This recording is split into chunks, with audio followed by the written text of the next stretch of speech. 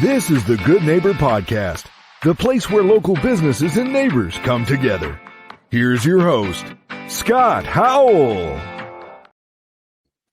Hello, good neighbors. Welcome to the Good Neighbor Podcast, brought to you by the Friends and Neighbors Group of the Greater Chattanooga region. As the announcer told you, my name is Scott Howell, and I'm your host today.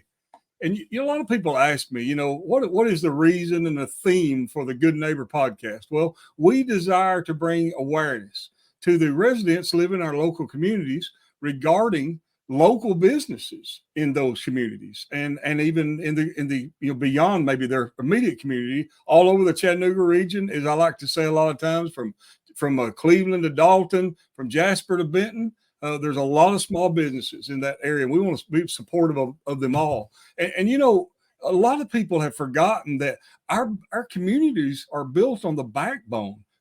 These small businesses are the backbone of our communities, and we're built on their backs. You take all away our small business community, there wouldn't be much left of us. And so they really need our support. And, a lot of these, I like to say this a lot, that, every local business and organization, nonprofit, all of them have a story to tell. And on the Good Neighbor Podcast, we just want to help them tell it loud and proud.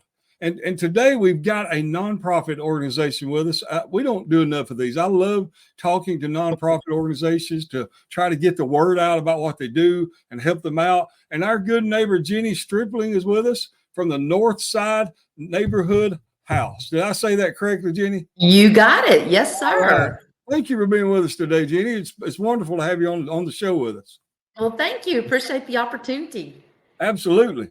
And Jenny, you said you're the Chief Development Officer there at the Northside Neighborhood House. What is your role exactly with the organization? As the Chief Development Officer, I'm responsible for the fundraising and the marketing for the Northside Neighborhood House. So I get to tell all the good stories about what's taking place through the donations that the community is supporting us with. Awesome. And I'm glad you said that you're in charge of the fundraising, because we're going to talk about that in a few minutes. And so I'm glad to hear that. I tell you, before we jump into talking about the Northside Neighborhood House, just so people have an opportunity to know who Jenny is, would you like to share anything with us about yourself or your family? Sure. So relatively new resident to the Chattanooga area. We moved here about 3 years ago from the Nashville area, but I raised my family in Knoxville. So I had to get back to East Tennessee as fast as I could.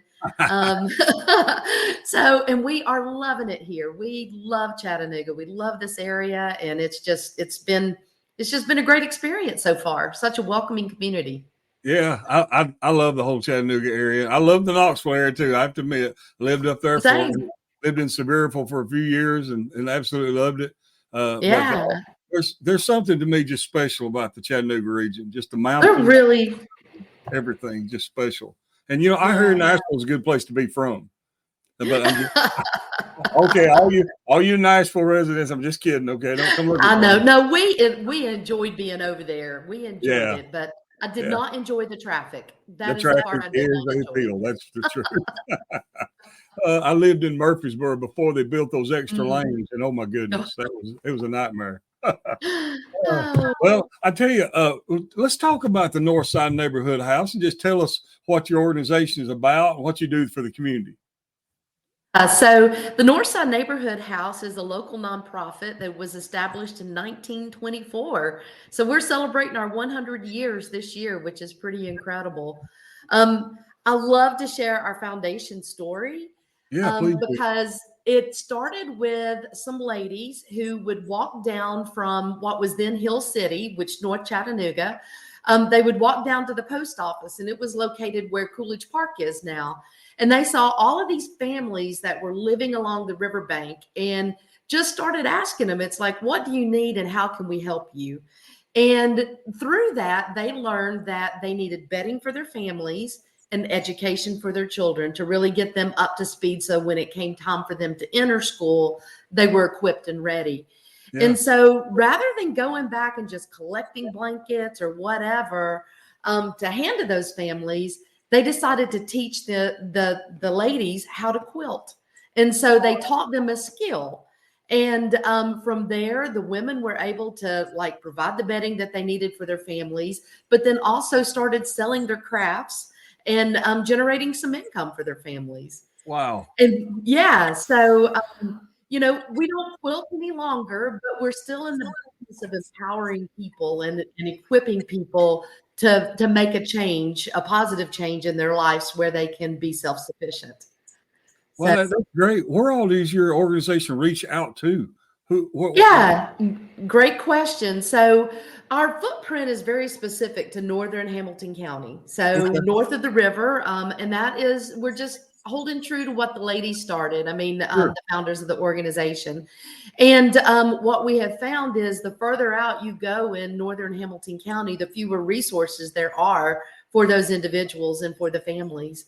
And so yeah, that is our footprint, but we collaborate with many organizations and other nonprofits to share what works for us and to refer people and to leverage what is the good that's going on so that we can make it even better in the community. So just because somebody's not in your footprint, that doesn't mean you don't know someone else that might be able to help them in another area or something like Exactly, that. exactly. I mean, in the way we help families and individuals is kind of twofold. Through our stability program is where we do provide direct assistance to help ensure families stay housed with working utilities. Okay. We have got an emergency food pantry, so we, will help people with food if that is their need. The one thing that is really unique to us is that when someone comes to us seeking assistance, they sit down and we look at their budget with them first, because our motto is a hand up, not a handout. And so we're going to look at their budget, and even if we're paying a utility bill or we're helping with rental assistance, they're going to pay part of that bill and we're going to help supplement that bill. Okay. And then hopefully teaching them and equipping them with the skills they need so they know how to handle a future crisis, a future financial crisis.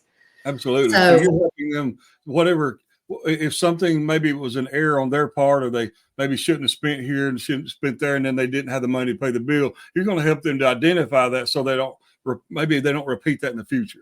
Absolutely. Absolutely. Yeah. Well, that's great. So it's all about empowering. I mean, and through those empowerment programming that we're doing, we teach cooking classes where we're teaching individuals how to cook on a budget, but cook healthy food on a budget. Wow. We teach computer classes because if anybody's seeking a job, they've got to have your basic computer skills. And so we're teaching those computer classes. Just a variety, resume writing workshops, interview skills, just a variety of different things, because we want to do what we can to help people in that next step in their journey.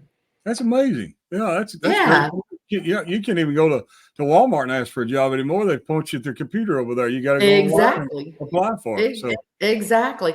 And it's been fun. Some of the stories, individuals who have gone through that computer training class have come back and it's like, I got the job. That's why they were going through. And it's like, they got the job. So that's really exciting. Oh, yeah. I bet that's very rewarding. Yeah.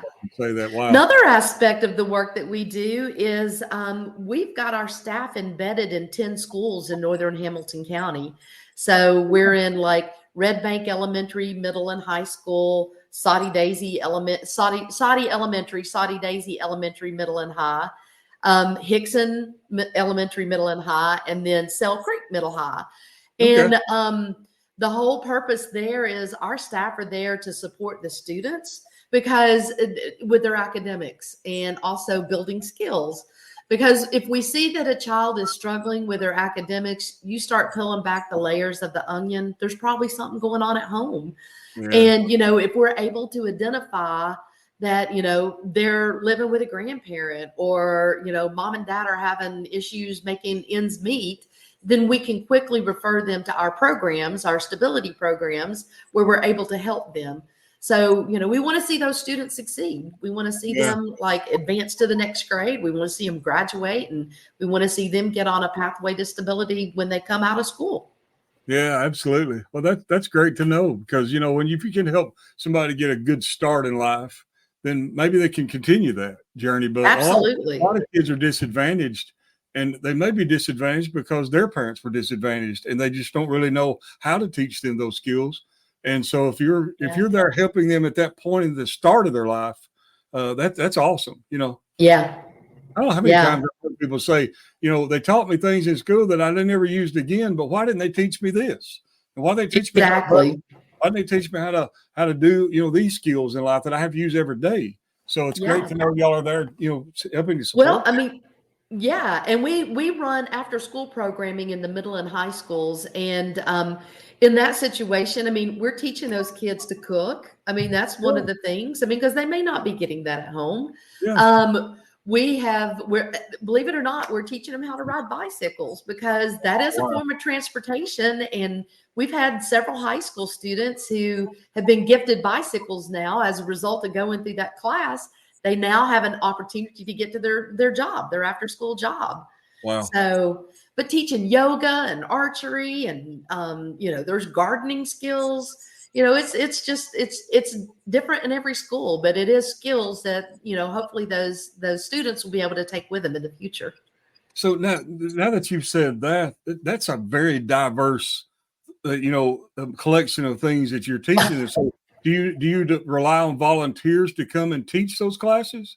We do 100%. Yeah. We have volunteers who come in and help supplement and teach a lot of the classes, that are also volunteers who are coming in and serving as tutors with the students. Because even in the after school programming that we run, the students have to get their homework done before they get to play, before they can participate. So, because that's the first and foremost important thing. We want to get the schoolwork done.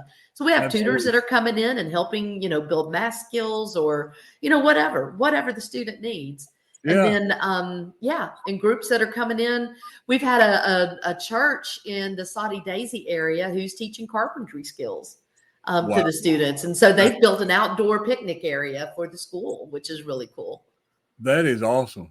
And, I'm so glad to hear you that you say you're teaching them to cook. That's, I guess I didn't realize growing up in a home where my mother was a fantastic cook and was a really, good cook. Her mother was before her. Growing up like that, I guess you don't realize sometimes how good you got it. I've heard so many stories about kids that the only time they get a meal is when they come to school. Yeah. And again, that is something we work with community partners, and we ensure during that after school program, they are fed before they go home, because you're right. We don't know their situation, and they may not have food at home. And the old saying, you can give somebody a fish or you can teach them to fish. The old saying. So if you're teaching them to cook, you may be sending that child back home to better the entire household. Absolutely. Maybe their parents nobody ever taught them, or maybe their work schedule is so erratic, and that child can go home and help supplement and help the whole entire household. This is amazing. I mean, this is awesome what y'all do. Yeah. So let's talk about that fundraising part. So what do you need besides volunteers? And please expound more on that too, if you need to. But besides volunteers, what do you need from the community to help y'all stay helping other people? Yeah. So, I mean, truly, we rely on the community for the support that allows us to do our programming. I will share that about half of our operating budget is generated through 3 thrift stores that we run. Really? Which is incredible. I mean, the way the community supports our thrift stores has just been incredible. But we always need donations. We are always looking for donations, good, usable things. Little damage is preferred. And we run a truck that picks up items. I mean, like equipment, they'll pick up furniture, larger equipment, appliances, working appliances. So that is one way, that way. But then we have, outside of that, I mean, we have three special events that we host. Okay. One in October that is called the Not So Silent Auction. Tickets are on sale now, but it is just a fun, low-key, I shouldn't say low-key, it's a fun, high-energy event held on a Thursday night at the Convention Center here in Chattanooga. And everybody says the attendees, I hear over and over, it is the best, most fun event in Chattanooga. So it's a lot of fun, I love a good auction. Oh yeah, and it's a good auction, and it's a lot of fun. People are standing in their chairs. It's high energy. It's a lot of fun. A lot of fun.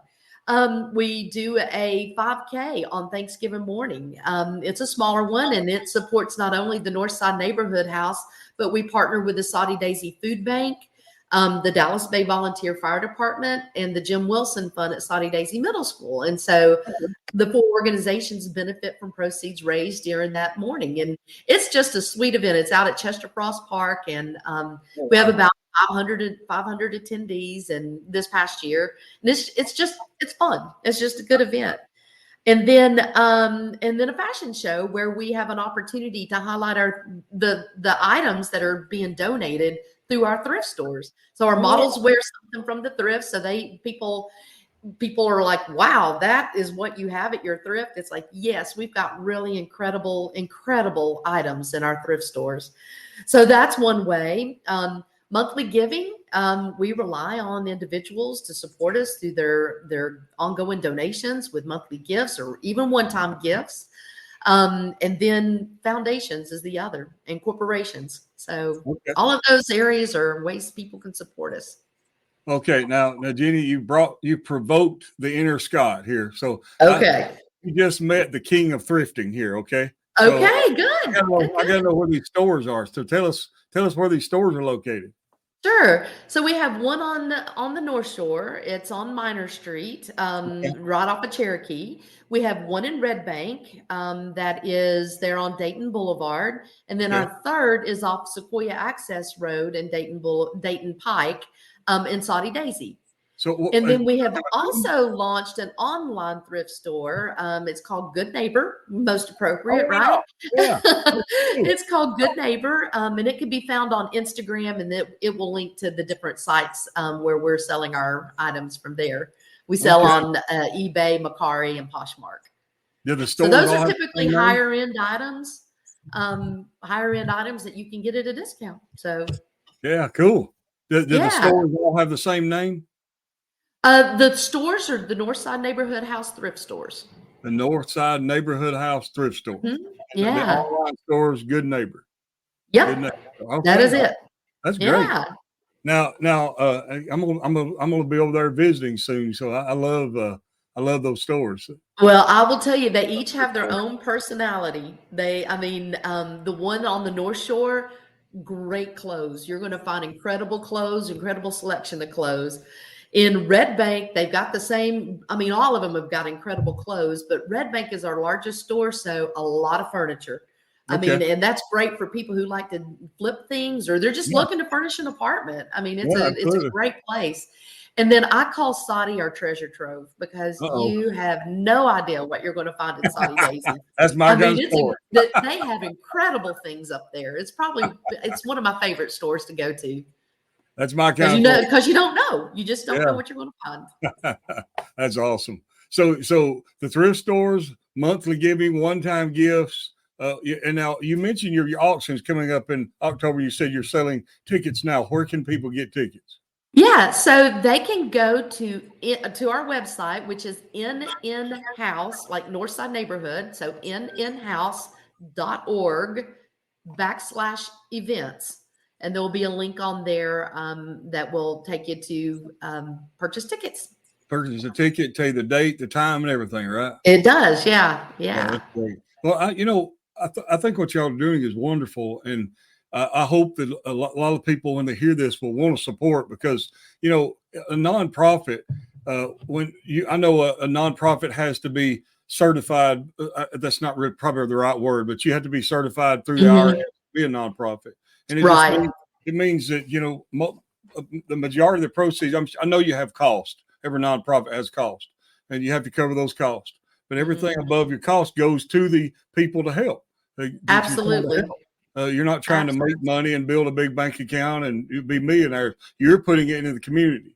And so I hope people are truly putting it back into the community to help the folks that need the help. So I hope people will understand that today and realize, you're making a difference in someone's life and anyone's life we can make a difference in is amazing, but especially the schools that you're embedded in. Mm-hmm. There, because I'm telling you, if you haven't ever heard, if you've been, and I don't want to use the word privileged like they use it nowadays, where they're putting people down, but honestly, if you've been blessed, privileged, whatever word you want to use, to not have to be confronted with poverty, to not have to be confronted with other people's issues, can I just reach out to your heart for a moment and tell you that there are some children that are going to school with the same clothes all week because they don't have anything else to wear. There's some kids that are not getting fed unless they go to school. In the summer, they're having to scrape for something to eat. There's people that are leaving the schools and not knowing how to read, not knowing how to do math, and they're graduating high school, not knowing how these basic skills. So what this organization is doing is amazing. It's wonderful. Their kids growing up in a home like myself that I went 10 years, the biggest part of my growing up without having a father figure in my life.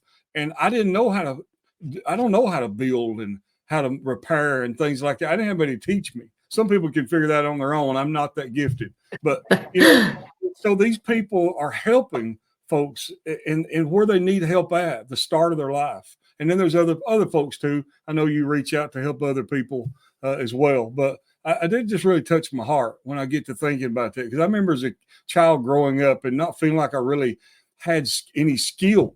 I didn't know how to do anything with my hands. And thankfully they invented a computer keyboard and I was okay at that, but I didn't know how to do anything with my hands much. And how wonderful it would have been to have your organization in my school, so thank y'all for what you do. Absolutely. Oh, you're welcome. It is very rewarding and fulfilling. It really Absolutely. is. Is there anything, I don't want to miss anything, is there anything that I'm not asking that you feel like you need to state about your organization or what you do? God. Please just help Well, yourself.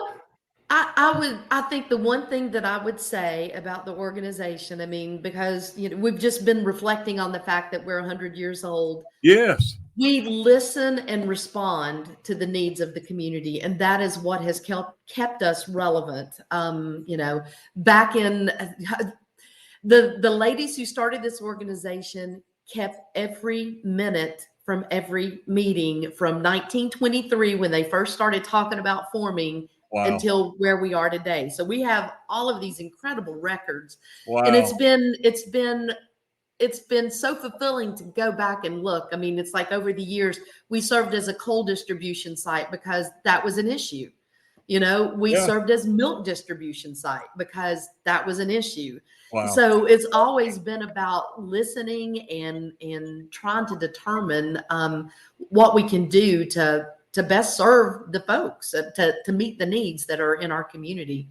And one of the cool things we started this past year was a community advisory board, and it's made up of individuals who have benefited from our services at some point and are now living, in stability and, financial stability. And it's been very eye-opening to ask them for their feedback. It's like, talk to us about what's on your mind. Talk to us about transportation. What does that look like? Talk to us about affordability, living, housing. And so it's just been very eye-opening, and it is helping us really determine, it's like, what can we do to make an impact? And it's wonderful. And I really appreciate that about this organization. And I do too. Now that I've heard you say this, I appreciate all that y'all do. And I'm sure a lot of people do. A lot of people help you, and thank you to all of you who already do help. Mm-hmm. Absolutely. And we couldn't do it without the support. Absolutely. Not only the individuals, but those foundations, because I know y'all can choose to help whoever you want to. So thank you for the ones that are supporting this charity, this organization, because we need these type of things. If you've never been in a point in your life when you were kind of down and out and you needed that help, I hope you never experience it. But there are people that are experiencing it right now. And they're not looking just for a handout, like you said, but a hand up. And they appreciate it. So thank you so much, Jenny, for being with us today and sharing with us the message of Northside Neighborhood House. Yeah, you're welcome. I really appreciate the opportunity. Absolutely. We have thoroughly enjoyed it. And to all the good neighbors of the greater Chattanooga region, after meeting Jenny and learning more about the Northside Neighborhood House, I hope your heart is touched that you will want to reach out in some way.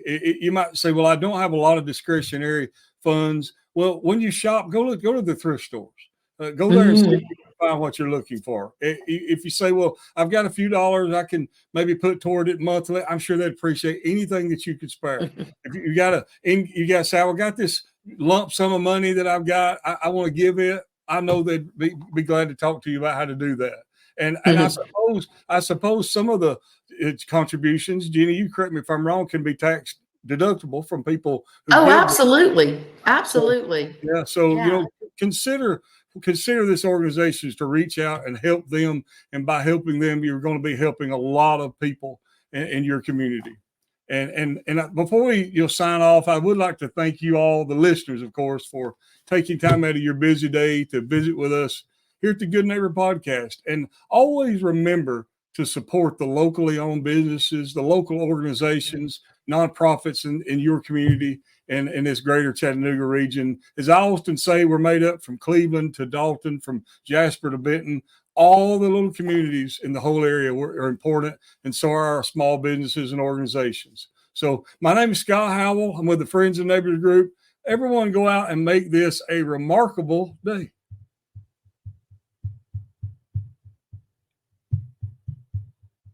Thank you for listening to the Good Neighbor Podcast.